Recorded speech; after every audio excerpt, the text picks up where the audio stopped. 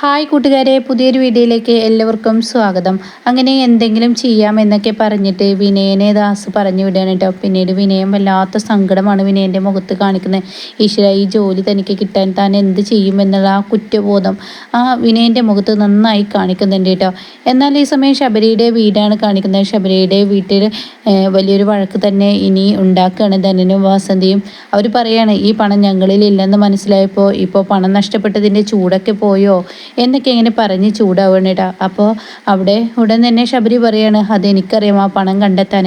അപ്പോൾ അത് കേട്ടോടെ തന്നെ ധനം പറയണേ, എൻ്റെ ബലമായ സംശയം ഇവളുടെ അനിയൻ, അതായത് അനിതയുടെ ആങ്ങള എടുത്തിട്ടുണ്ടാവും 1,00,000 രൂപ എന്ന് പറയട്ടെ. ഇത് കേൾക്കുന്ന അനിത പറയണം, നിങ്ങൾ എന്നും പറയുന്നത് പോലെ മറ്റുള്ളവരെ ചൂടാക്കുന്നത് പോലെ എന്നോട് ചൂടാക്കാൻ വന്ന ഒരിക്കലും ഞാൻ കേട്ട് നിൽക്കില്ല. കാരണം ഈ അനിതയുടെ ഒരു മുഖമായിരിക്കും നിങ്ങൾ കണ്ടിട്ടുണ്ടാവുക, അനിതക്ക് വേറൊരു മുഖമുണ്ടെന്ന് പറയുമ്പോൾ വസന്തി പറയണേ, എന്നാൽ നിൻ്റെ മുഖമൊന്ന് കാണട്ടേടി, കുറേ കാലമായാലും നീ അത് പറയൽ തുടങ്ങിയിട്ട് ഒന്ന് കാണട്ടേടി എന്ന് പറഞ്ഞിട്ട് വസന്തി അങ്ങ് ചൂടാകുന്ന സമയത്ത് ശബരി പറയണേ, എൻ്റെ 1,00,000 രൂപ പോയത് കണ്ടെത്തുക എങ്ങനെയെന്ന് എനിക്കറിയാം, എന്നെ ആരും പഠിപ്പിക്കേണ്ട, അതിൻ്റെ വഴി ഞാൻ തുടങ്ങിയിട്ടുണ്ട്. അതുകൊണ്ട് ഇവിടെ ആരും ചോദ്യം ചെയ്യലും പറച്ചിലും വേണ്ടെന്ന് പറയണേട്ടാ. അങ്ങനെ ശബരി അങ്ങ് കയറിപ്പോഴുമ്പോൾ അനിതയെ വീണ്ടും ചോദ്യം ചെയ്യാൻ വാസന്തിയും ധനനും അങ്ങ് ഒരുങ്ങുന്ന സമയത്ത് പെട്ടെന്ന് രാമനാഥൻ പറയണേ, മോളെ അനിതേ, എനിക്കുള്ള ഭക്ഷണം എടുത്തു വെക്ക്, മരുന്ന് എടുത്തു വെക്ക്, ഇതൊക്കെ ഇനി പറയണോ എന്ന് പറഞ്ഞിട്ട് മനഃപൂർവ്വം വാസന്തിയെ ഇനി മുന്നിൽ നിന്നും അനിതയെ വിളിച്ചു കൊണ്ടുപോകണം കേട്ടോ.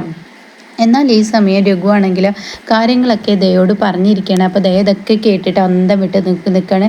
എന്നാൽ ഈ സമയം ഇവിടെ ചിരി പറയണേ, ഈ എടി മോളെ, നിൻ്റെ അടുത്ത് ആ പണം കയ്യിലെത്തിയിട്ടുണ്ടെങ്കിൽ നീ എന്താണെങ്കിലും തുറന്ന് പറഞ്ഞോ. അപ്പോൾ അത് കേൾക്കുന്ന രഘു പറയണ, ദയെ, നിനക്ക് ഇതിൻ്റെ പേരിൽ ഒരു പ്രശ്നവും വരില്ല. കാരണം നീ ഇപ്പോൾ പോലീസ് സ്റ്റേഷൻ വരെ കയറി, അതുകൊണ്ട് നിൻ്റെ കയ്യിൽ ആ പണം ഉണ്ടെങ്കിൽ നീ തന്നേക്ക് എന്ന് പറയണം. അപ്പോൾ അമ്പളി പറയണത് ശരിയാണ്, നിൻ്റെ കയ്യിലുണ്ടെങ്കിൽ നീ തന്നേക്ക്, കാരണം ഇപ്പോഴവർ ചോദിക്കുന്നൊരു ന്യായമുണ്ട്, ആരും അറിയാതെ നീ പണം എടുത്ത് കൊടുത്തതല്ലേ, അതുകൊണ്ടാണ് എന്നൊക്കെയാണ് പറയണേട്ടാ.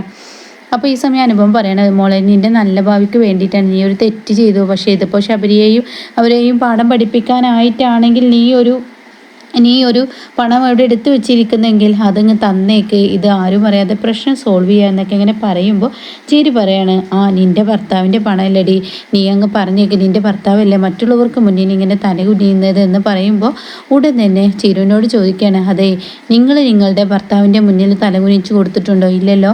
അപ്പോൾ അത് കേട്ട ഉടൻ തന്നെ അമ്പിളി പറയണേ, എന്താടി നീ വിനയനെ കുറിച്ചാണ് നീ പറയുന്നത്? വിനയൻ എത്രത്തോളം പോക്കാണെന്ന് എല്ലാവർക്കും അറിയാം. വിനയന് വേണ്ടി പല തവണ ഇവള് തല കുനിച്ചിട്ടില്ല, അതൊക്കെ നിങ്ങൾ മറന്നോ എന്നൊക്കെ ചോദിച്ചിട്ട് അങ്ങ് ദേഷ്യപ്പെടുകയാണ് കേട്ടോ. അപ്പോൾ ഈ സമയം ദയക്ക് അങ്ങ് ദേഷ്യം പിടിക്കൽ തുടങ്ങി. അതോടുകൂടി ചീരു സംസാരം അവിടെ നിർത്തുകയാണ്.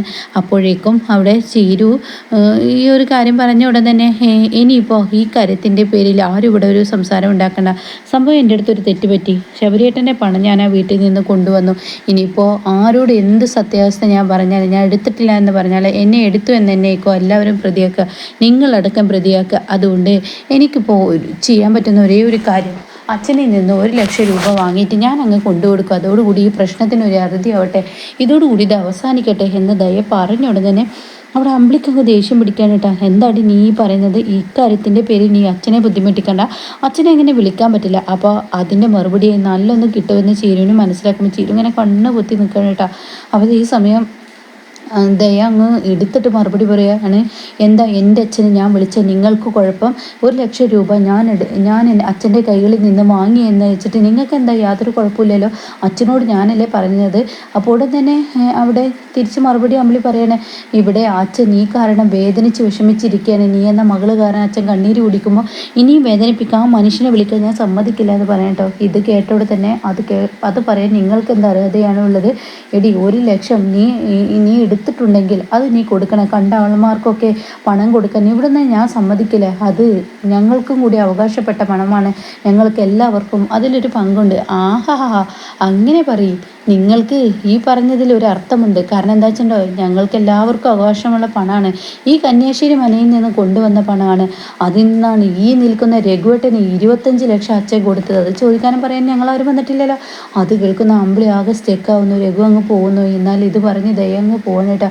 എന്നാൽ ഈ സമയം രഘു അങ്ങ് സങ്കടത്തോടു കൂടി തിരിയുമ്പോൾ അമ്പിളി കാണാണ്. അപ്പോൾ അമ്പിളി പറയണേ, രഘുവേട്ട അവൾ പറഞ്ഞതൊന്നും കാര്യമാക്കണ്ട, ഈ കുടുംബത്തിന് മറ്റുള്ളവർക്കും വേണ്ടിയിട്ട് രഘുവേട്ട എത്രത്തോളം കഷ്ടപ്പെട്ടിട്ടുണ്ടെന്ന് അറിയാം, അതുകൊണ്ട് അവൾ പറഞ്ഞതൊന്നും കാര്യമാക്കണ്ട. അപ്പോഴേക്കും ചിരി പറയണേ, രഘുവേട്ടാ അവളുടെ സംസാരം എങ്ങനെയാണ്, എന്നോട് അവളിപ്പോൾ തിരിച്ച് മറുപടി പറഞ്ഞത് എന്താ, അതുകൊണ്ട് ഇനി ഞാൻ ദയ എന്ന വ്യക്തിയോട് സംസാരിക്കാൻ തന്നെ പോകുന്നില്ല എന്ന് പറയണം. അപ്പോഴേക്കും അനുഭവം പറയുന്നത് ശരിയാണെന്ന് പറയണേട്ടാ. അങ്ങനെ ആ പ്രശ്നം അവിടെ ഒതുക്കി തീർക്കുകയാണ്. എന്നാൽ ഈ സമയം മഞ്ചാടിയാണ് കാണിക്കുന്നത്. മഞ്ചാടി കോളേജിൽ തൻ്റെ കൂട്ടുകാരി ഒത്തിട്ട് ഒരു പെണ്ണാണ് കേട്ടോ, ഫ്രണ്ട്. അപ്പോൾ അവളുമായി ഒത്തിട്ട് അവൾ പറയണേ നമുക്ക് എന്തായാലും പുതിയ അവനുമായി ഹാഷിമ് പറഞ്ഞവൻ്റെ ബർത്ത്ഡേ അല്ലേ എന്ന്, അത് ആഘോഷിക്കാൻ ബീച്ചിലോട്ട് പോകണം. അപ്പോൾ അവരുടെ അടുത്തോട്ട് ഇവർ ചെല്ലാണ് കേട്ടോ. അപ്പോൾ ഉടൻ തന്നെ ആ മഞ്ചാടി നീ അല്ലേ ഇപ്പോൾ ഈ കോളേജിലെ സ്റ്റാർ എന്നൊക്കെ അങ്ങനെ പറയാണ്. ഇവള് സ്റ്റാറുമാണ്, കന്യാശ്ശേരി മനയിലെ മുതലാളിയാണ് എന്നൊക്കെ പറഞ്ഞ് കന്യാശ്ശേരി മനയെക്കുറിച്ച് ഇങ്ങനെ പറയുന്നേട്ടാ. അപ്പോൾ ഇതേ സമയം എന്തായാലും ഇവള് മെയിനായിട്ട് വരുന്നത്, ഇവൾക്ക് വെജിറ്റബിൾ കഴിച്ച് മടുത്തു, അതുകൊണ്ട് ഇപ്പോൾ ഞാൻ കൊണ്ടുവരുന്ന ലഞ്ച് ബോക്സിൽ നിന്ന് എൻ്റെ ഇറച്ചി മീനൊക്കെയാണ് എടുക്കുന്നത് എന്ന് പറയാനേട്ടാ. അപ്പോൾ ഇത് കേൾക്കുന്ന ഇവരെല്ലാവരും പറഞ്ഞ് ചിരിക്കണേ. എന്തായാലും വേഗം പോകാൻ നോക്കാം, മഞ്ചാടി പറയണേ വേഗം പോകാൻ നോക്കാം, പുതിയതായതുകൊണ്ട് ആദ്യത്തെ ദിവസം ആയതുകൊണ്ട് തന്നെ എങ്ങനെയും തിരിച്ചു പോകാമെന്നൊന്നും എനിക്കറിയില്ല.